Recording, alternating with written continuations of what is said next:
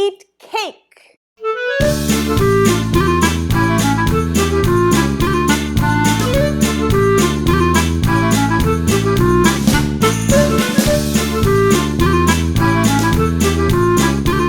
The Swedes have given us a few great things like the band ABBA, IKEA, and this is just to name a few. One of the things that you perhaps have not heard about is this delicious sandwich cake called Smorgastarta. Hi everyone, I'm Karen Ahmed and welcome back to Kravings Food Adventures. I don't have much of a sweet tooth and this sandwich cake is so delicious and so customizable that I can't resist it. This may not be a 100% traditional recipe, but it's only because Smorgastarta gives you so much room to create and customize it the way that you like. It's typically made with layers of bread that are sandwiched together with really delicious ingredients, but what those ingredients are is really totally up to you. Traditionally, they use things like smoked salmon and shrimp and ham, and you can also add herbs like parsley and dill. You can make this Smorgastarta any shape that you like. If you want a round cake, you can go ahead and bake your bread in a round cake pan and then simply just slice it into layers. You can also use ready-made available tramezzini bread. Now this we get in most of our grocery stores and it's so easy, it actually comes already sliced for you. This is great to make a lovely rectangular cake. But today I'm going to keep it really simple. I'm going to use regular sliced sandwich bread. This is something that everybody gets. It's so easily available and all I'm going to do is basically put it together in a square shape. Traditional Smorgastartas are usually made with mayonnaise, but I'm going to keep it light by using a mixture of light cream cheese and light sour cream. Today I'm going to stick with seafood ingredients like shrimp and smoked salmon, and I'm going to add cucumber, radish, and egg slices. I'm also going to add herbs like parsley and dill, and everything is going to be encased in a beautiful creamy and sour cream mixture. This is amazing. The first thing I'm going to do is stir my cream cheese. I want to remove all the lumps. Now it's really easy if you just zap this in the microwave. Just zap it for about 10 seconds at a time, because if you zap it for too long, the cheese will start to bubble and cook and you don't want that. You want your consistency to be like a frosting.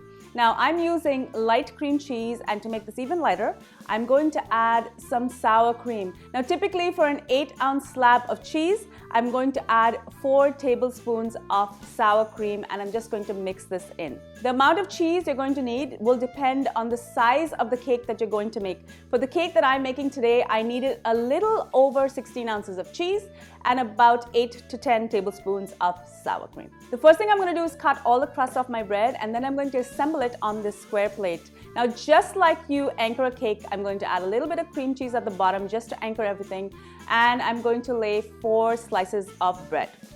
I'm going to cover the bread with a layer of cream cheese followed by some shrimp. You can go ahead and buy pre-cooked shrimp if you like. Just go to the store and buy pre-cooked shrimp and use that. But I like to poach my own shrimp. The reason for this is it adds so much flavor. I've got a poaching liquid going. This is simply 4 cups of water. And I'm going to add some onions and the herbs. Now I've already got some parsley and dill. I'm going to throw that in there together with some salt and the juice of a lime. Once this comes to a boil, I'm going to turn the heat off, and then I'm going to add the shrimp to the pot, cover it, and I'm going to allow it to cook for 10 minutes. Now this is going to ensure that your shrimp is perfectly done. It's not going to be overdone, it's not going to be rubbery, and I'm just going to allow it to cool. Once it's cooled, I'm going to take the shells off. Now these shrimp are a really good size. I'm going to reserve some for later, as I'm going to use this as a garnish as well. And the rest of them, I want to cut them horizontally so they form a nice thin layer on my sandwich cake.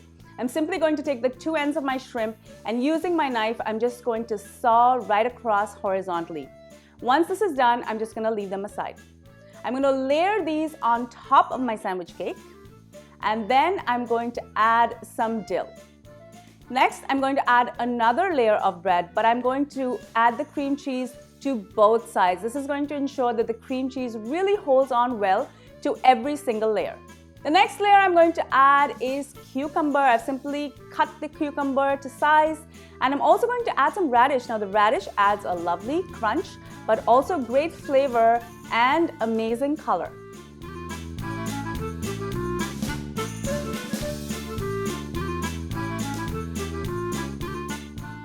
Next, I'm going to add some beautiful smoked salmon. This comes from Norway and is really, really close to Sweden, so it's going to be perfect in my Smorgastarta. I'm not going to do too much. The pieces are very, very jagged. I'm only going to slice it on one end to give it a nice sharp edge and make sure that it looks really nice and neat on my sandwich cake. I'm going to build a layer of my smoked salmon, and then I'm simply going to add some chopped parsley before I add another layer of my bread.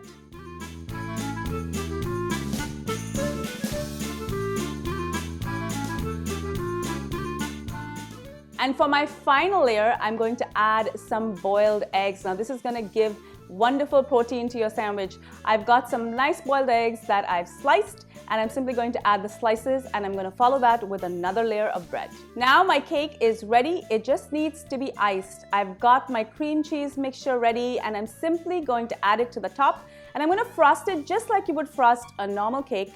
I'm also going to go through the sides and make sure that the entire cake is covered in the cream cheese and sour cream mixture. Here's where you can have a lot of fun. You can decorate this cake any way that you like. There really are no rules. I'm gonna make sure though to put every single ingredient on top of the cake because you want your guests to know what's inside the cake when they eat it. I'm going to sprinkle some parsley on top of the cream cheese, and the first thing I'm going to do is lay down some boiled eggs. I'm going to follow this with 4 radish slices that I'm going to add in the 4 corners.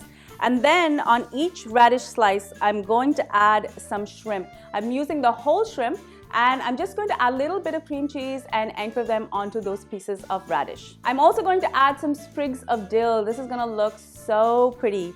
Next, I'm going to add some salmon roses, 1 on each corner. I'm also going to add some slices of cucumber and some radish. I'm going to use some of the shrimp that I cut horizontally, and I'm going to add these on top of my eggs. And in the center, I'm going to add 2 whole shrimp that is going to be anchored together with some cream cheese, and I'm going to add some dill and some fresh parsley. I'm also going to add parsley to the corners, and I'm going to fill in any spaces with some more egg. Finally, I'm going to top everything with beautiful caviar jewels. I got some gorgeous Masago caviar, and I'm just going to dollop this on top of the cake. Don't forget the sides of the cake. I'm going to smooth out the sides of the cake, and then I'm going to add half cucumber rounds at the bottom. This is just going to finish off the bottom really nicely. And I'm also going to take some flat leaf parsley, and I'm going to add them to the side.